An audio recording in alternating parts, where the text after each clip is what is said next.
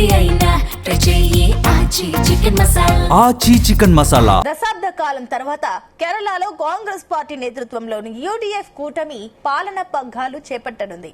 ఈ నేపథ్యంలో కేరళ తదుపరి ముఖ్యమంత్రి ఎవరనే అంశంపై సర్వత్రా ఆసక్తి నెలకొంది. యూడీఎఫ్ ఘన విజయంతో కేరళలో కాంగ్రెస్ ప్రభుత్వం ఏర్పాటుకు సిద్దమవుతోంది. ఈ క్రమంలో కొత్త సీఎం ఎంపికపై కసరత్తు మొదలైంది. ప్రస్తుతం కేరళ సీఎం రేసులో కాంగ్రెస్ పార్టీ సీనియర్ లీడర్లు విడి సతీశన్, రమేష్ చెన్నితాల, కేసీ వేణుగోపాల్, శశి థరూర్ సహా మరికొందరు పేర్లు కూడా వినిపిస్తున్నాయి. అయితే ప్రస్తుతం ప్రతిపక్ష నేతగా ఉన్న విడి సతీశన్ పేరు ఈ రేసులో బలంగా వినిపిస్తోంది. కాంగ్రెస్ సంప్రదాయం ప్రకారం కొత్తగా ఎన్నికైన ఎమ్మెల్యేలు ఒక తీర్మానం చేసి ముఖ్యమంత్రిని ఎంపిక చేసే బాధ్యతను పార్టీ హైకమాండ్ కు అప్పగిస్తారు.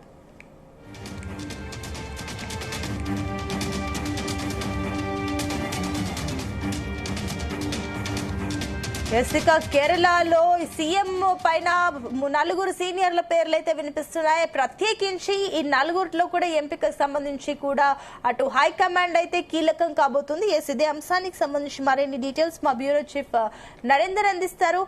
నరేందర్. సునీత, కేరళలో అంటే నిన్న జరిగినటువంటి 5 రాష్ట్రాలకు సంబంధించినటువంటి ఫలితాల్లో కేరళలో కాంగ్రెస్ కూటమికి సంబంధించి ఘన విజయం సాధించినటువంటి పరిస్థితి మనం చూసాం. కేరళలో మొత్తం 140 అసెంబ్లీ నియోజకవర్గాలకు గాను యూడీఎఫ్ 102 స్థానాలు గెలుచుకున్నటువంటి పరిస్థితి ఉంది. ఇక్కడ 43% ఓట్లు యూడీఎఫ్ కు వచ్చాయి. ఎల్డీఎఫ్ మొన్నటి వరకు అధికారంలో ఉన్నటువంటి పినరయి విజయన్ సంబంధించినటువంటి పార్టీ 35 సీట్లకే పరిమితమైనటువంటి పరిస్థితి మనం చూసాం. అక్కడ 33% పడిపోయింది. ఇక ఎన్డీఏ బీజేపీ అలియన్స్ సంబంధించినటువంటి 3 సీట్లు మాత్రమే అక్కడ వచ్చినటువంటి నేపథ్యంలో యూడీఎఫ్ సంబంధించి 102 సీట్లు గెలుచుకున్న నేపథ్యంలో అక్కడ ముఖ్యమంత్రి అభ్యర్థి ఎవరు అనేది ఇక్కడ సస్పెన్స్ నెలకొన్నటువంటి నేపథ్యం అయితే ఉంది. ఎందుకంటే ఇక్కడ ఎవరైనా కాంగ్రెస్ పాలిత ప్రాంతాల్లో ఎక్కడైనా కూడా సీట్లు కనుక వస్తే, అది మొన్న తెలంగాణలో కానీ కర్ణాటకలో చూసాం, ఎక్కడైనా కూడా కాంగ్రెస్ కనుక అధిక సీట్లు వస్తే దానికి అధిష్టానం నిర్ణయం తీసుకునేటువంటి అవకాశం ఉంటుంది.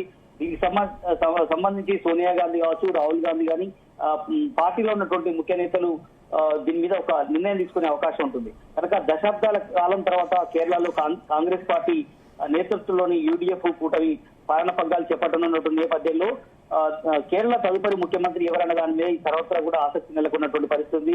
యూడీఎఫ్ ఘన విజయం అనేది కేరళలో కాంగ్రెస్ కు మళ్లీ పూర్వవైభవానికి రావడానికి అవకాశం ఏర్పడినటువంటి పరిస్థితి ఉంది. ప్రస్తుతం కేరళ సీఎం రేస్ లో కాంగ్రెస్ పార్టీ సీనియర్ లీడర్లు విడి సతీశన్ ముందు వరుసలో ఉన్నారని మనం చెప్పుకోవచ్చు. అదేవిధంగా రమేష్ చెన్నితాల, అదేవిధంగా కేసీ వేణుగోపాల్, అదేవిధంగా శశి థరూర్ సహా మరికొందరు పేర్లు కూడా వినిపిస్తున్నట్టు, దాదాపు 4-5 పేర్లు కేరళ సీఎం రేస్ లో వినిపిస్తున్నట్టు పరిస్థితి. అయితే ప్రస్తుతం ప్రతిపక్ష నేతగా ఉన్నటువంటి విడి సతీశన్ పేరు ప్రధానంగా వినిపించడానికి కారణం చూస్తున్నాం. నిన్న ఎప్పుడైతే ఫలితాలు వచ్చాయో, ఫలితాలు వచ్చినప్పటి నుంచి కూడా సతీశన్ పేరు ప్రధానంగా రావడానికి కారణం ఏంటంటే 10 ఏళ్ల పాటు పినరయి విజయన్ ముఖ్యమంత్రిగా ఉన్నటువంటి సమయంలో అక్కడ కాంగ్రెస్ పార్టీకి సంబంధించి నేతృత్వంలోని దీనికి సంబంధించిన కూటమికి సంబంధించి చాలా ఇబ్బందులు ఎదుర్కొన్నాడు. చాలా కేసుల నుంచి ఆయన ఎదుర్కొన్నటువంటి పరిస్థితి, కోర్టు మెట్లు ఎక్కాడు.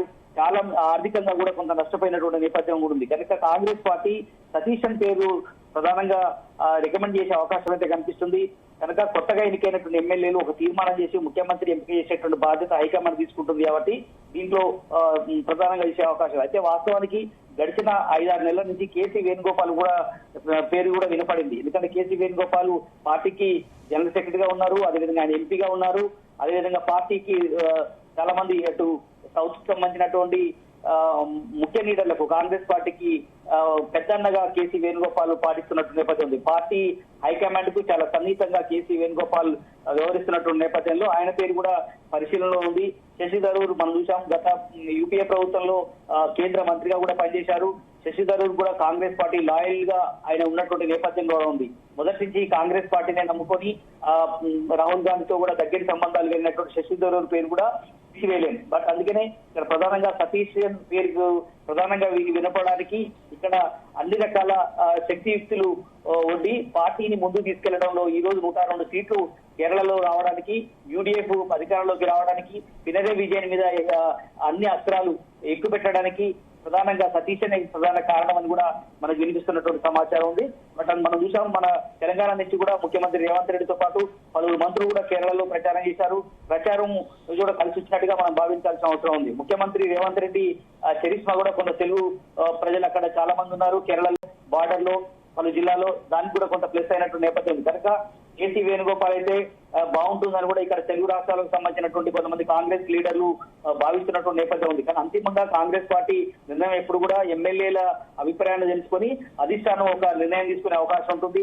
బట్ చూడాలి, సతీశన్ పడినటువంటి శ్రమకు 10 ఏళ్ల తర్వాత కేరళలో కాంగ్రెస్ పార్టీ అధికారంలోకి రావడానికి, యూడీఎఫ్ అధికారంలోకి రావడానికి ప్రధానంగా ఆయన చేసినటువంటి కృషి అని ప్రధానంగా భావిస్తున్నటువంటి నేపథ్యం ఉంది.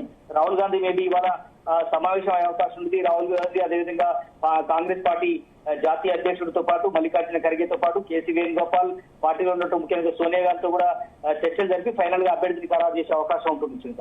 Right, thank you Narender.